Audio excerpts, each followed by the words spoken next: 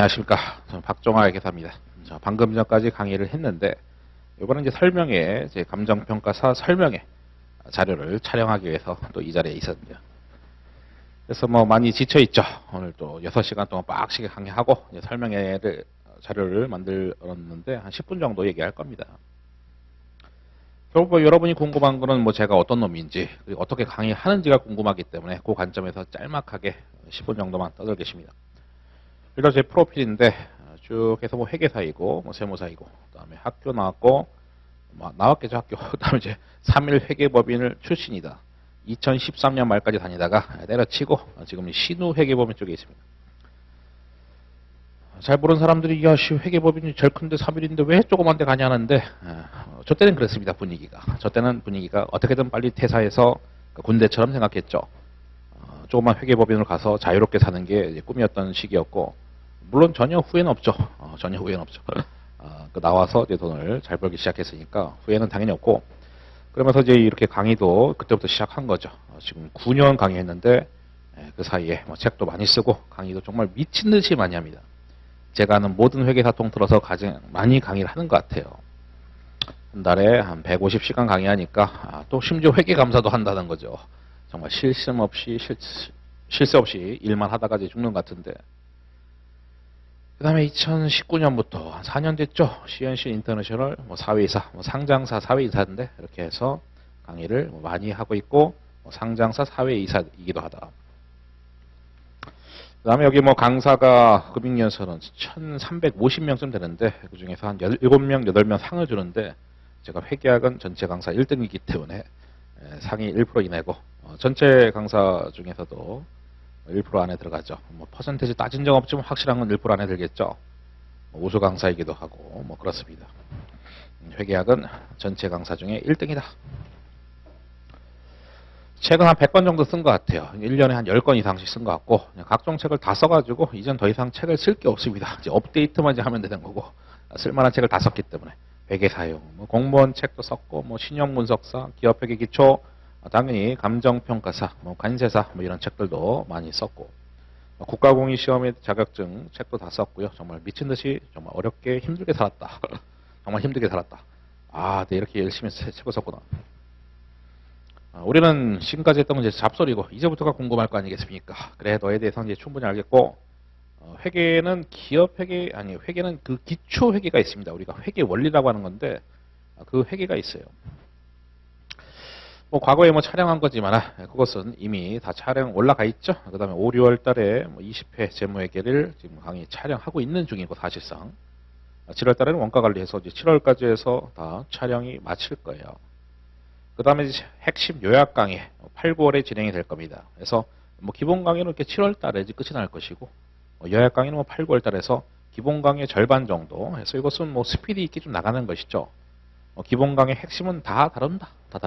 다만 좀 덜 핵심적인 것들은 좀 가지칠 것이고 핵심은 어쨌든 다 할 것이다. 그래서 좀 요약 강의식이다.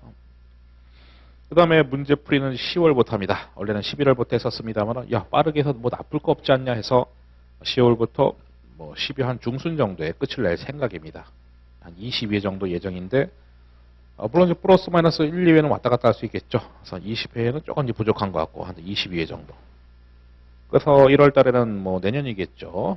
24년도 1월 달에는 뭐 최종 정리 모의고사반을 뭐 개설을 할 것이고 이것은 뭐 모의고사인데 뭐 진도별 모의고사라고 생각하고 있습니다. 그래서 뭐 전체 모의고사 하면은 뭐 고수들이야 좋겠지. 하지만은 중수, 하수, 특히 중하수 분들은 진도별 모의고사가 훨씬 더 도움이 될 거예요.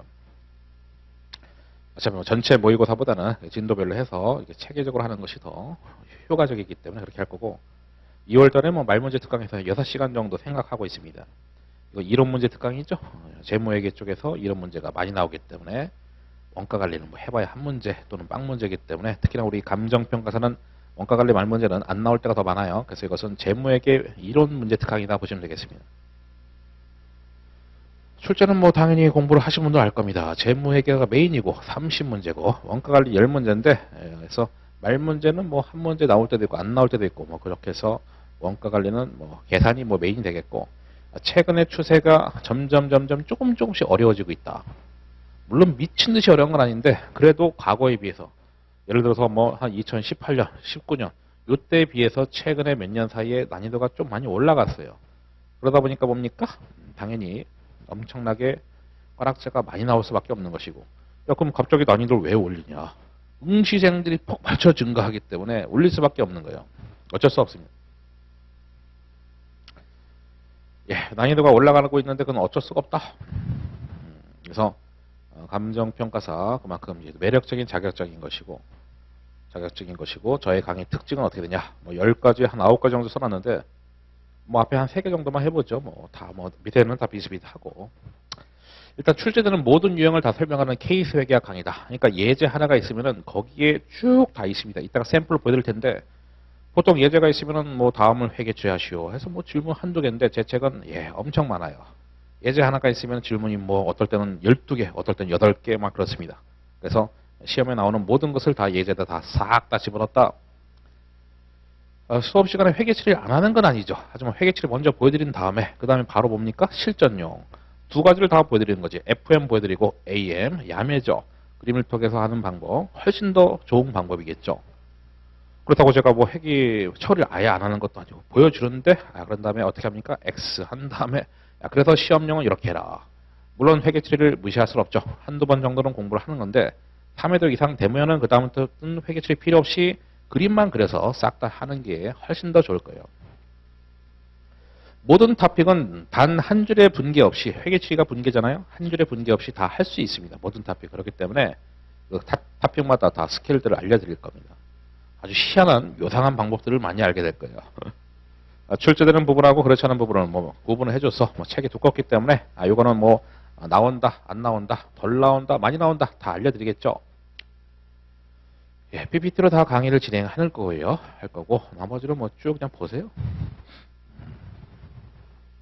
그래서 네가 뭐 케이스로 뭐 한다며 하나 예제 뭐 쭉 있다며 샘플로 뭐 보여드리겠습니다. 할인이 쭉 있어. 그럼 질문 4개씩이나 있네? 아닙니다. 또 있죠. 여기 지금 같은 예제거든요. 그래서 질문이 8개야. 그래서 나올 수 있는 경우를 다 하나의 예제에다가 다 문제를 다 심어놨습니다. 그게 제 강의의 가장 큰 특징이 그러니까 케이스 회계학. 그 다음에 뭐 그림을 통해서 푸는 회계학이 도대체 뭐냐. 모든 토픽을 물론 샘플이기 때문에 고작 하나만 보여드리는 거지만은 이렇게 쭉 해서 이제 분기해서 푸는 방식이 뭐 일반적인 풀이라고 했을 때 다 그림입니다. 그림 그려가지고 뭐 유형자산 재평가 그림인데 물론 이것도 다른 강사님들도 이런 그림을 많이 그리실 텐데 근데 저는 뭡니까? 모든 토픽을 다 저렇게 한다는 모든 토픽을 다 뭔가 요령이 있고 소위 말해서 야매 뽀록이라 하죠. 야매라는 게 다 있기 때문에 시험장에서는 다 야매로 해야지 2차 시험이 아니기 때문에 그래서 다 뭔가 분계 없이 다 알려드리겠다. 점점 어려워지고 있습니다. 응시자가 늘기 때문에 어려워질 수밖에 없는 것인데 그래서 근데 옛날에 쉬웠을 때도 꽈락률은 50% 뭐 60% 됐었어요. 뭐 지금 어려웠을 때 좀 더 올라갔을 뿐이지 원래 꽈락률은 간평 다 60% 50% 나왔기 때문에 옛날이나 지금이나 꽈락률은 높을 수밖에 없고 왜냐하면 회계학이 너무나 방대하고 너무나 어렵기 때문에. 근데 제 수업을 딱 들었는데 꽈락이 나온다? 진짜 복습 안 한 거예요. 진짜 복습 안 하고 노력을 정말 안 한 겁니다. 제 수업에서 꽈락 나오면은 다른 시험에서는 꽈락이 뭐 미친 듯이 많이 나오는 거고 하나만 예를 들어 봅시다. 제가 저쪽 손해사정사 쪽에서도 강의를 하고요. 뭐 제가 뭐 온갖 것들 강의 많이 한다니까요. 150시간 강의하니까.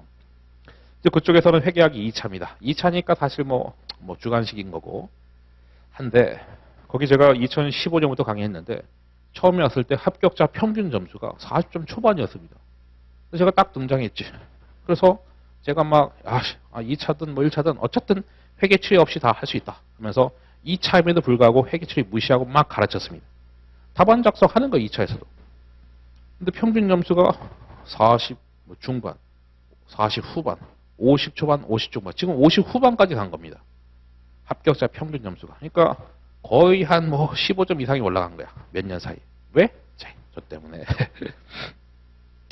왜냐면 그렇게 단언할 수 있는 게 그쪽에서는 이제 뭐 1타 강사라고 하는 거고요. 소위 말해서. 그래서 다 회계학은 90% 다 제 것만 됐습니다. 그래서 제가 평균을 다 올려놔서 심지어 그때는 회계학은 꽈락만 넘기자. 합격자 평균 점수 40점 초반. 정말 놀랍죠. 그렇죠? 경이롭습니다. 꽈락만 넘으면 다 합격이었으니까. 근데 지금은 회계학이 전략 과목이 됐다는 겁니다. 그래서 그만큼 저희 영향력이 크기 때문에 예, 저만 믿고 따라오시면은 절대로 까락은 안 날 것이고 50점대냐, 60점대냐, 70점대냐 그 셋 중에 하나가 될 겁니다. 예, 그러면은 이 정도로 해서 마치도록 하겠습니다. 예, 또 다음에 뵙겠습니다. 감사합니다.